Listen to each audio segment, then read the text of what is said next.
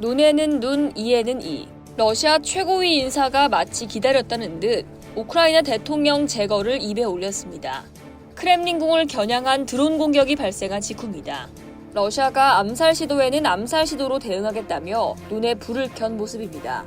타스 통신에 따르면 드미트리 메드베테프 러시아 국가안보회의 부의장은 3일 텔레그램에 오늘 테러 공격 이후 볼로디미르 젤렌스키 우크라이나 대통령과 그의 파벌을 물리적으로 제거하는 것 외에는 다른 선택지가 없다는 메시지를 띄웠습니다.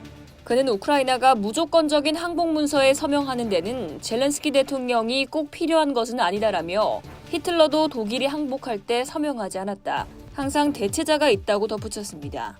메드베테프 부의장은 블라디미르 푸틴 러시아 대통령의 최측근으로 푸틴이 연임 제한에 걸려 대선에 출마하지 못했을 때 대신 대통령을 지낸 인물입니다. 그는 이번 전쟁에서 푸틴 대통령 대신 대외적으로 강경 발언을 하는 역할을 맡고 있습니다. 특히 이번 발언은 젤렌스키 대통령 암살 가능성까지 시사한 것이어서 주목됩니다.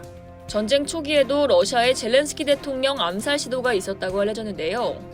지난해 3월 영국 언론은 러시아가 지원하는 민간 용병단체 등이 암살을 위해 파견됐고 3차례 이상의 암살 시도가 있었다고 전했습니다. 당시 보도에 따르면 러시아 정보기관 내 전쟁 반대파의 정보 누설로 암살 시도는 실패로 돌아갔습니다. 메드베데프 부의장이 다시 젤렌스키 대통령 암살을 언급한 건 푸틴 대통령의 집무실이 있는 크렘린궁에 대한 초유의 공격 때문입니다. 러시아에 따르면 3일 새벽 드론 2대가 크렘린궁을 공격했으나 저지됐습니다. 러시아는 우크라이나를 배후로 지목하고 푸틴 대통령을 노린 계획된 테러 암살 시도라면서 러시아는 적절한 시점에 적절한 방식으로 보복할 권리가 있다고 경고했습니다.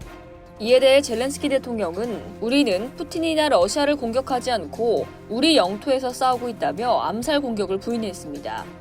이어 푸틴이 전쟁에서 승리하지 못하는 상황에서 자국민에게 동기를 부여하고자 이번 일을 꾸며낸 것이라고 주장했습니다. 미국 역시 이번 사태를 파악 중이라면서도 러시아의 자작극일 가능성도 염두에 둔 상황인데요. 토니 블링컨 국무장관은 이날 보도를 봤지만 우리는 상황을 모른다면서도 하지만 러시아의 주장은 터무니없는 과장이 포함된 것으로 보고 있다고 지적했습니다. 한편 아직까지 크렘린궁 지붕 위에서 폭발한 드론에 대해선 명확히 알려진 바는 없습니다. 다만 CNN은 추락한 드론을 찍은 러시아 국영 언론의 보도를 토대로 우크라이나제 UJ-22 공격용 드론과 유사한 것으로 보인다며 크기가 작은 편인 다용도 드론으로 악천후를 뚫고 800km까지 비행할 수 있는 기종이라고 전했습니다. 이상 월드디펜스였습니다.